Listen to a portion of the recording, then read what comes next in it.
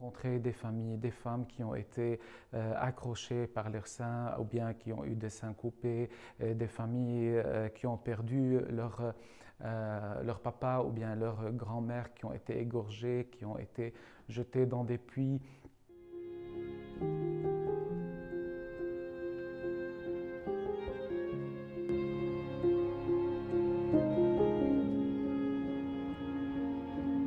Nous demandons aux gens, est-ce que vous n'êtes pas révoltés contre Jésus? Et c'était toujours la réponse, on adore Jésus, on l'aime beaucoup parce qu'on est là, on est toujours en famille, on respire, on est vivant et on continue à vraiment témoigner pour cette espérance et pour l'amour de notre Seigneur. Quand Notre-Dame des douleurs et consolatrice du peuple syrien a apporté beaucoup de fruits d'espérance. On a incarné la douleur de ce peuple. Elle était vraiment une icône consolatrice.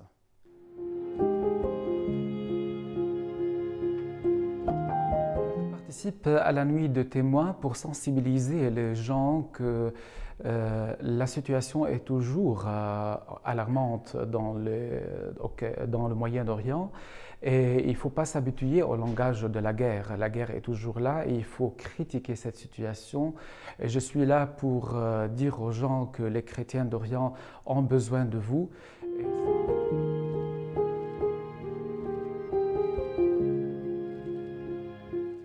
Ils ont été 1,5 million maintenant, il faut compter 90 000 chrétiens qui restent. C'est une hémorragie sans fin. Je prie pour eux, je serai en union de prière avec le peuple irakien parce que c'est un peuple qui a donné beaucoup et qui continue à souffrir. Et c'est un exemple pour moi d'espérance et de foi. Les chrétiens d'Orient ont un message à transmettre aux chrétiens d'Occident. Revenez-vous vers le Seigneur, il est temps de se convertir, il est temps de s'affirmer en tant que chrétien. N'ayez pas peur de dire que je suis chrétien, même si ça dérange. N'ayez pas peur d'aimer, n'ayez pas peur d'être un exemple d'une famille en union, d'une famille en unité.